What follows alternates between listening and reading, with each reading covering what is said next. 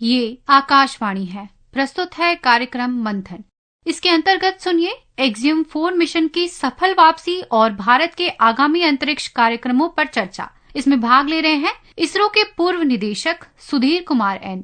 कार्यक्रम का संचालन कर रहे हैं आकाशवाणी संवाददाता कमल कुमार प्रजापति।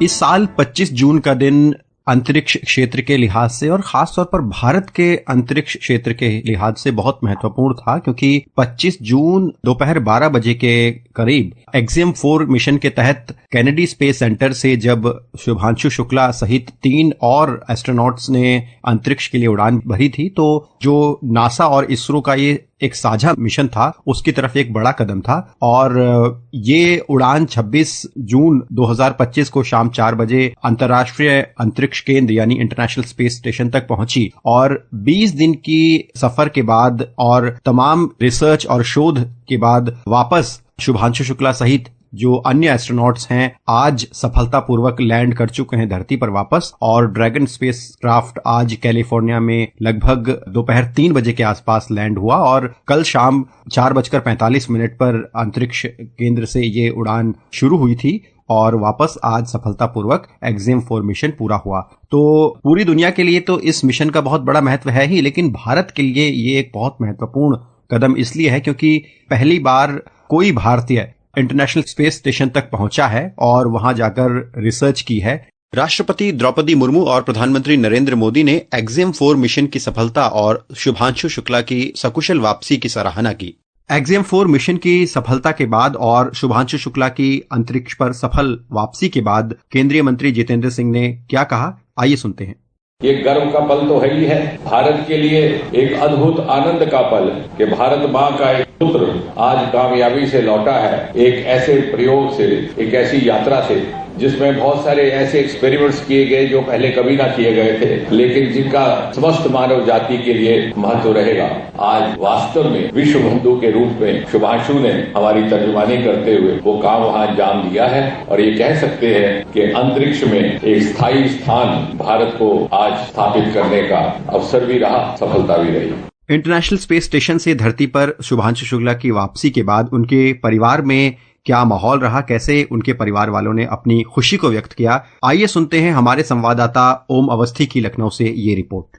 शुभांशु की ऐतिहासिक वापसी पर लखनऊ में उनके घर को जहां पोस्टरों और झालरों से सजाया गया, वहीं उनके स्कूल में एक विशेष कार्यक्रम का आयोजन किया गया, जहां शिक्षक और छात्रों के साथ शुभांशु के परिवार वाले मौजूद रहे। माता पिता की आंखें बेटे की धरती पर सकुशल वापसी को देखकर नम हो गईं। बेटे की सफल लैंडिंग पर भावुक शुभांशु की मां आशा शुक्ला ने कहा कि वह इस क्षण की खुशी को शब्दों में नहीं बयां कर सकती। बेटा हमारा सकुशल लौट आया है, इसलिए बहुत बहुत ईश्वर को धन्यवाद। बेटा इतने दिन बाद लौटा है तो थोड़ा सा भावुक होना बनता है। शुभांशु शुक्ला के पिता शंभू दयाल शुक्ला ने खुशी जाहिर करते हुए कहा कि यह भावुक पल है, ईश्वर का बहुत बहुत धन्यवाद, बेटे का मिशन पूरा हुआ। हम सभी का आभार प्रकट करते हैं जिन्होंने हमारे बेटे को आशीर्वाद दिया। ये भावुक पल है भाई, उसका जो है बहुत अच्छा लग रहा है। इस समय जो है हम लोग बच्चे को देखकर बहुत खुश हैं। ये यात्रा अच्छी रही, उसका मिशन पूरा हुआ। अब ईश्वर को बहुत बहुत धन्यवाद और सभी देशवासियों का आभार प्रकट करते हैं। आप भी स्वागत करेंगे, हम लोग जो है बिल्कुल एंजॉय करेंगे, पार्टी करेंगे, पूरा बैंड बाजे के साथ स्वागत करेंगे। IAF group captain Shubhanshu Shukla की बहन सुचि मिश्रा ने कहा कि यह पूरे देश के लिए बहुत गौरव का क्षण है, हम बहुत उत्साहित हैं। मुख्यमंत्री योगी आदित्यनाथ ने एक्जियम 4 मिशन की सफलता पर ग्रुप कैप्टन शुभांशु और उनकी टीम को बधाई दी। उन्होंने सोशल मीडिया पोस्ट में कहा कि शुभांशु शुक्ला की उपलब्धि साहस, समर्पण और विज्ञान के प्रति संकल्प का गौरवपूर्ण प्रतीक है। आज हर भारतीय, विशेषकर उत्तर प्रदेश वासी गौरवान्वित है।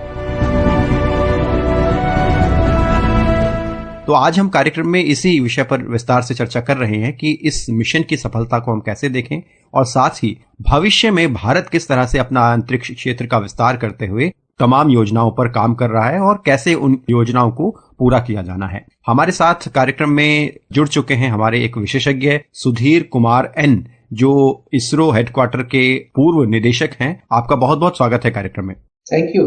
तो सबसे पहले हम आपसे यही समझेंगे कि एक्जियम 4 मिशन को भारत के नजरिए से कैसे देखा जाए, किस तरह से शुभांशु शुक्ला की अंतरिक्ष की ये उड़ान और वापस धरती पर आना और साथ में जो रिसर्च प्रोजेक्ट्स पर काम हुआ है वो किस तरह से भारत के लिए बहुत महत्वपूर्ण है। पहले चीज मैं ये कहना चाहता हूँ कि गगनयान जो मिशन है, अप्रूव्ड मिशन है इसरो का जी। इसके लिए सारे इनपुट्स, जितना इनपुट्स और फाइन ट्यूनिंग चाहिए था, इसके लिए जरूरत ली एक एस्ट्रोनॉट को पॉजिटिव एक्सपीरियंस काफी इम्पोर्टेंस है हमारा गगनयान मिशन डिजाइन पर।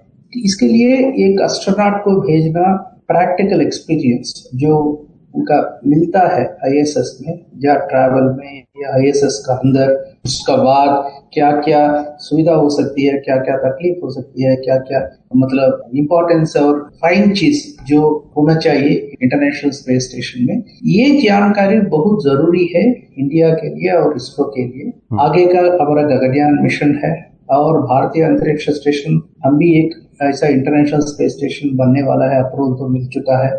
2035 तक एक मॉड्यूल बनाने का गवर्नमेंट से ऑर्डर मिला है, गवर्नमेंट से अप्रूवल मिला है। इसके लिए ये पूरा जानकारी का बहुत जरूरत है। ये तो पहला चीज। दूसरा चीज है अभी फिलहाल कैसे ये तुरंत हमको इतना एक्सपीरियंस मिलेगा। हमारा तो बनने वाला है प्रोग्राम, इसलिए एक्सियम 4 का मिशन बहुत ही महत्वपूर्ण है, बहुत ही इम्पोर्टेंट है हमारे लिए, क्योंकि शुभांशु शुक्ला जी है, ये वन ऑफ द एस्ट्रोनॉट है, one of the 4 astronauts selected by government of India. और इनका जाना और एक्सपीरियंस करना, जो एक्सपीरियंस है उसको बाहर इधर फिर लाना, इसरो में लाना और डिजाइन को परफेक्शन का रूप में थोड़ा सा फाइन ट्यून करना, ये बहुत जरूरी है। बिल्कुल। इसका अलावा जो साइंटिफिक एक्सपेरिमेंट किया है वो भी एक एक्सपीरियंस का तरफ, कैसे एक्सपेरिमेंट्स होगा, किस तरफ से प्रोग्राम बन सकता है, ये पूरा जानकारी बहुत इम्पोर्टेंट है इसके। जी, आपने गगनयान का जिक्र किया, तो गगनयान में हम देख रहे हैं कि भारत अपनी स्वदेशी अंतरिक्ष तकनीकों का इस्तेमाल कर रहा है और पहला भारत का ये ऐसा मिशन होने वाला है जो, चाहे वो अनक्रूड गगनयान मिशन हो या मानव युक्त या क्रू मिशन हो, सभी के लिए भारत ने अपनी तकनीक पर काम किया है। तो किस तरह से शुभांशु शुक्ला का ये अंतरिक्ष दौरा, इंटरनेशनल स्पेस स्टेशन में पहुंचना और रिसर्च करना हमारे लिए बहुत फायदेमंद होने वाला है कि हम जो क्रू मिशन भेजेंगे गगनयान के तहत, उसमें उनके एक्सपीरियंस काम आएंगे। देख लीजिए, अभी तो डिजाइन फेज में, डिजाइन का मतलब रियलाइजेशन फेज में है। अभी मान लीजिए गगनयान का इंग्रेस एग्रेस सिस्टम है, फ्लेक्सिबल आपका स्पेस ट्यूब है, कितना फ्लेक्सिबल रहना, आप जो काम करते हैं उधर क्या फीलिंग होना, क्या कौन सा एक्सरसाइज करना चाहिए अंतरिक्ष में, क्योंकि आपका हेल्थ बहुत ठीक रहे, और कौन सा कम्युनिकेशन सिस्टम, एयरकार्स हम कहते हैं इसको, क्योंकि जहाँ जैसे आप लोग बैठते हैं सीट पे, जो कंट्रोल्स को करना है उठते का समय में या नीचे उतरते का समय में, कैसे इसको पोजिशन करना, कैसे देखना, कैसे दिखाना, पूरा अंदर का चीज, ये पूरा पर्सनल एक्सपीरियंस चाहिए। बिना एक्सपीरियंस मान लीजिए हम थोड़ा सोच लेते हैं, डिजाइन कर लेते हैं, मान लीजिए इनमें कुछ चीजों पोजीशन में या मान लीजिए आपका मतलब डिजाइन में कुछ प्रॉब्लम्स रहता है, वो पर्सनल एक्सपीरियंस का साथ ही इसको फाइन ट्यून कर सकते हैं। कि इनका पर्सनल एक्सपीरियंस बहुत इंपॉर्टेंट है हमारा डिजाइन फाइनलाइज करने में और हमारा डिजाइन फाइन ट्यून करने में। बिल्कुल। तो कैसे तैयारियों को आप देख रहे हैं, साथ ही इस मिशन को हासिल करने के बाद भारत की अंतरिक्ष क्षेत्र में क्या पोजीशन होने वाली है, उसके बारे में भी बताएं। गगनयान मिशन जो है ये तो बहुत कॉम्प्लेक्स मिशन है, बाहर वाले को इतना अंदाज नहीं होगा, टेक्नोलॉजी डेवलपमेंट इतना आसान नहीं है। एक सेंसर डेवलपमेंट के लिए 2-3 साल लगता है, और अंडरस्टैंडिंग के लिए कौन सा सेंसर चाहिए, कौन सा कंट्रोल सिस्टम चाहिए, कौन सा, क्योंकि एनाटॉमी का या एस्ट्रोनॉट लाइफ का जुड़ा हुआ है, और कौन सा कम्युनिकेशन चाहिए, कैसा स्पेस सूट आपको डिजाइन करना है थोड़ा फ्लेक्सिबिलिटी के लिए, ये बहुत कॉम्प्लेक्स मिशन है। अभी फिलहाल हम लोग कुछ अंतरिक्ष स्टेशन से, कुछ अंतरिक्ष एजेंसी से हम जुड़ा हुआ है थोड़ा मदद के लिए, लेकिन आत्मनिर्भरता इसमें बहुत जरूरत है, क्योंकि जो टेक्नोलॉजी हम मांगेंगे वर्ल्ड से वो तो बहुत ज्यादा होगा, 10 गुना, जैसे 4 गुना 5 गुना ज्यादा होगा। इसके लिए सस्टेनेबिलिटी के लिए हम तो सेल्फ रिलायंस होना ही जरूरत है, और उसी का दिशा में हम लोग चल रहा है, लेकिन थोड़ा सा टाइम लग रहा है।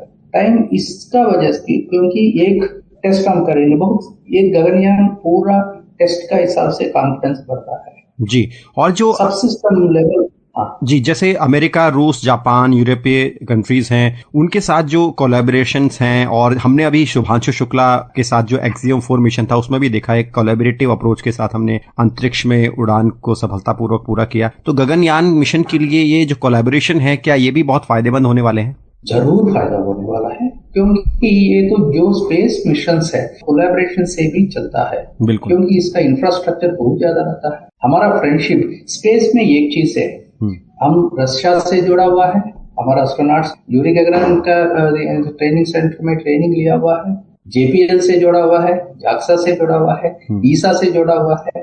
तो international cooperation that is only the मंत्र फॉर स्पेस एक्सप्लोरेशन। बिल्कुल। हम अगर दूसरे भारत के अभियानों की तरफ थोड़ा और बढ़ें चर्चा में, तो हम चंद्रयान मिशन की जरूर यहां पर बात करना चाहेंगे। चंद्रयान 3 मिशन में हमने देखा कि किस तरह से भारत वो पहला देश बना जिसने जो साउथ पोल है चंद्रमा का, वहां पर सॉफ्ट लैंडिंग की।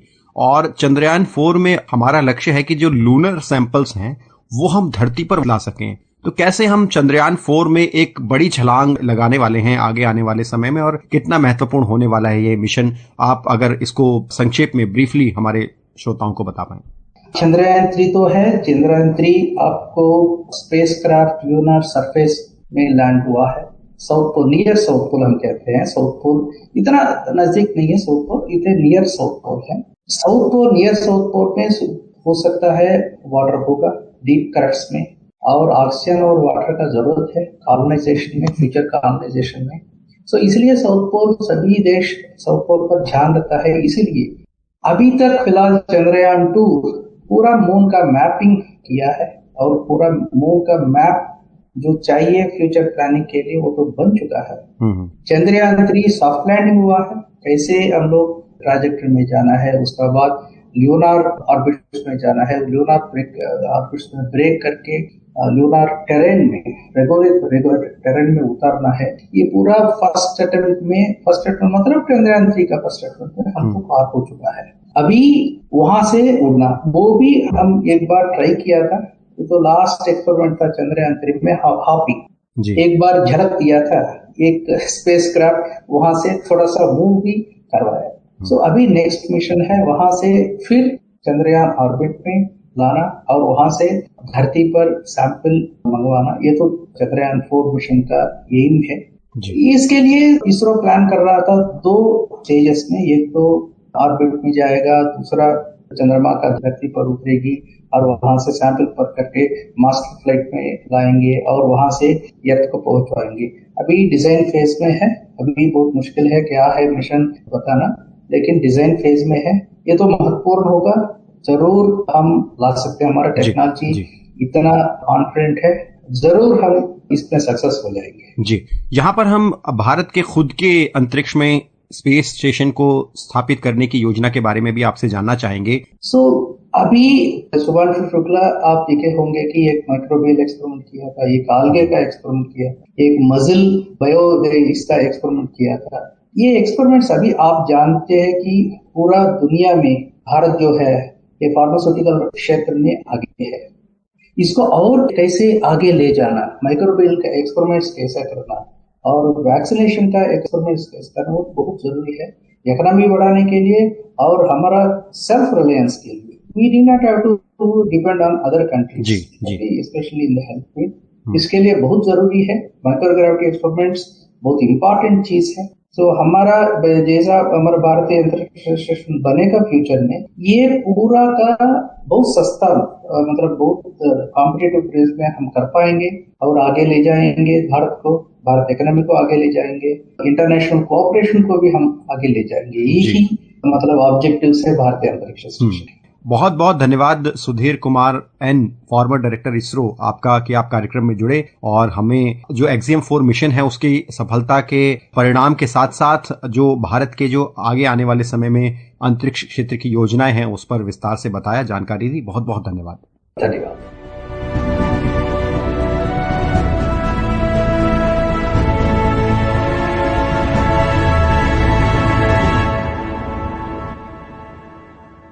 अभी आप सुन रहे थे एक्सियम 4 मिशन की सफल वापसी और भारत के आगामी अंतरिक्ष कार्यक्रमों पर चर्चा। इसमें भाग ले रहे थे इसरो के पूर्व निदेशक सुधीर कुमार एन। कार्यक्रम का संचालन कर रहे थे आकाशवाणी संवाददाता कमल कुमार प्रजापति। यह कार्यक्रम आकाशवाणी के समाचार सेवा प्रभाग द्वारा प्रस्तुत किया गया।